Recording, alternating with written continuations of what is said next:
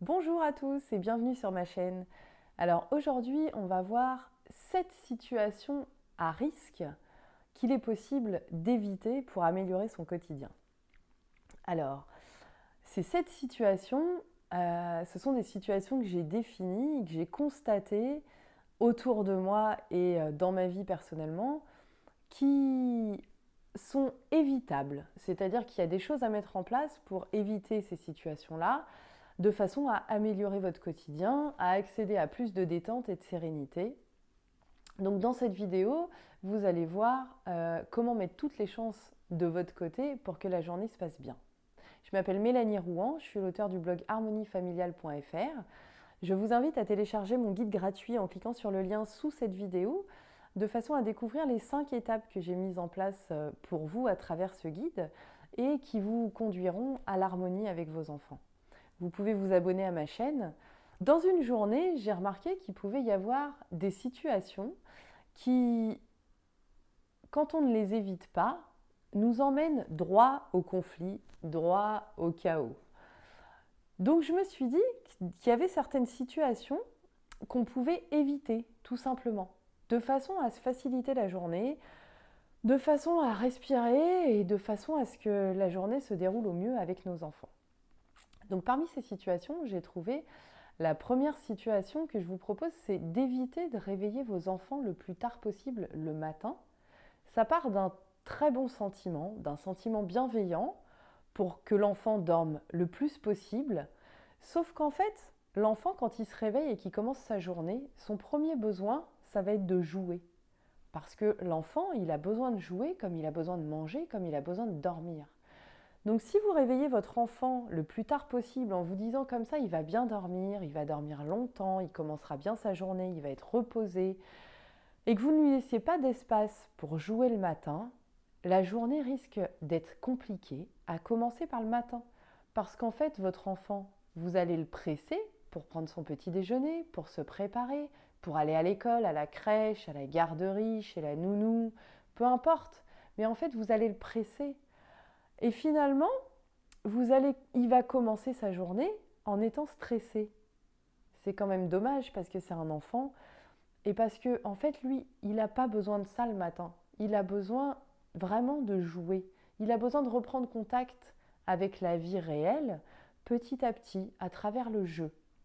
Donc c'est vraiment important de ne pas faire l'impasse sur le jeu parce que pour lui, c'est un peu comme si vous faisiez l'impasse sur le brossage de dents. C'est carrément impensable. Vous ne pouvez pas commencer votre journée et partir bosser sans vous être lavé les dents. Eh bien, un enfant, c'est pareil avec le jeu en fait. Quand vous lui imposez l'absence de jeu le matin, finalement, vous lui imposez de commencer sa journée comme si vous ne vous brossiez pas les dents. Et c'est juste difficile pour lui en fait.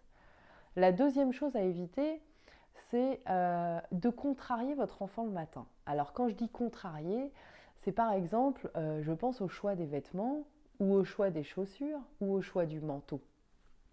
Vous avez mis dans votre tête que vous vouliez que votre enfant mette ça.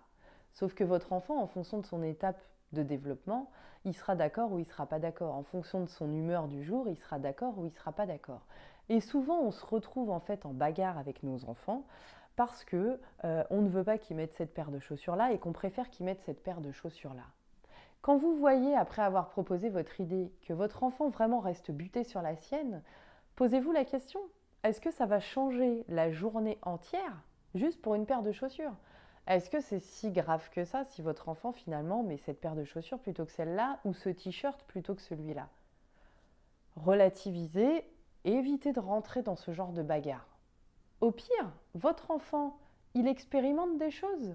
Et finalement, c'est même au mieux parce que c'est bien pour lui. Il fera l'expérience. S'il fait 40 degrés et qu'il a envie de mettre ses bottes aujourd'hui, bah, il va mettre ses bottes aujourd'hui parce que le matin, sinon, il aura été vraiment confronté à quelque chose de difficile pour lui. Ok, vous lui laissez mettre ses bottes. Et le soir, bah, s'il rentre, il verra bien que finalement, c'était peut-être pas ce qu'il y avait de plus adapté pour lui aujourd'hui. Mais au moins, il aura fait son expérience et ça, c'est quelque chose d'important et vous ne serez pas rentré dans le conflit avec lui et donc vous aurez évité de commencer la journée sur une note négative. La troisième chose à éviter, Alors, en fonction évidemment du tempérament de vos enfants, mais je pense que c'est une généralité, c'est je vous conseille de délimiter un espace pour chacun de vos enfants le matin au moment du temps de préparation, c'est-à-dire au moment de l'habillage, au moment de la toilette, etc. Parce que quand les enfants sont ensemble, en fait, ils jouent. Voilà. Ils jouent, ils sont attirés l'un vers l'autre, quoi. Ils ne peuvent pas rester naturellement chacun de leur côté et se préparer. Et du coup, vous allez vous rendre compte que vous allez vous arracher les cheveux à leur rappeler toutes les 3 secondes et demie: il faut que tu t'habilles, tiens, lave-toi les dents, arrête de faire ci avec ton frère, arrête de faire ça avec ta sœur. Et finalement, ce temps de préparation qui aurait pu prendre 10 minutes ou un quart d'heure, il va prendre une demi-heure. Et finalement, vous allez tous finir dans le stress et vous allez tous finir dans le conflit, dans l'énervement, parce que ça ne se sera pas passé d'une façon posée et paisible. Donc, définissez un espace pour chaque enfant. Voilà, dans quel espace toi tu te sentirais bien pour se préparer ce matin? Toi, dans quel espace tu te sentirais bien pour te préparer ce matin? Ok, on se prépare, chacun est dans son espace. Et puis on se donne rendez-vous à la fin du temps de préparation et là on se retrouve tous ensemble. Voilà. De cette façon-là, les conflits sont évités et vous pouvez même proposer après un petit temps de jeu. Au contraire, les enfants seront encore plus motivés pour se préparer et après vous pourrez passer un moment avec eux en toute authenticité autour d'un jeu. Comment bien commencer la journée de cette façon-là, c'est merveilleux. Quatrième chose, c'est éviter de donner une obligation à vos enfants quand ils rentrent de l'école. Les obliger à faire leurs devoirs dès qu'ils rentrent de l'école, les obliger à aller prendre la douche, ou les obliger à faire toute autre chose que le jeu, c'est aller droit dans le conflit. Les enfants, quand ils rentrent de l'école ou quand ils rentrent à la maison, même s'ils rentrent de chez la nounou, encore une fois, ou de chez la babysitter, ou de la crèche, ils ont besoin de jouer, de se reconnecter avec leur chez eux. Ils ont besoin de vider tout ce qu'ils ont senti dans la journée. Ils ont vécu des émotions, ils ont peut-être vécu des disputes, ils ont peut-être vécu des contrariétés dans leur journée. Ils ont besoin de revivre certaines choses et ils ont besoin de vider d'autres choses. Et le jeu leur permet vraiment ça. Donc c'est vraiment quelque chose d'essentiel pour eux. Quand ils rentrent dans leur maison, ils ont besoin de vraiment consacrer ce temps-là au jeu. Alors, si ça vous aide, vous pouvez par exemple délimiter la durée de ce temps de jeu avec vos enfants. Vous vous mettez d'accord avec eux. Voilà, moi je te laisse jusqu'à ce que la grande aiguille elle arrive sur ce chiffre-là. Ou alors je mets l'alarme sur mon téléphone ou sur un réveil.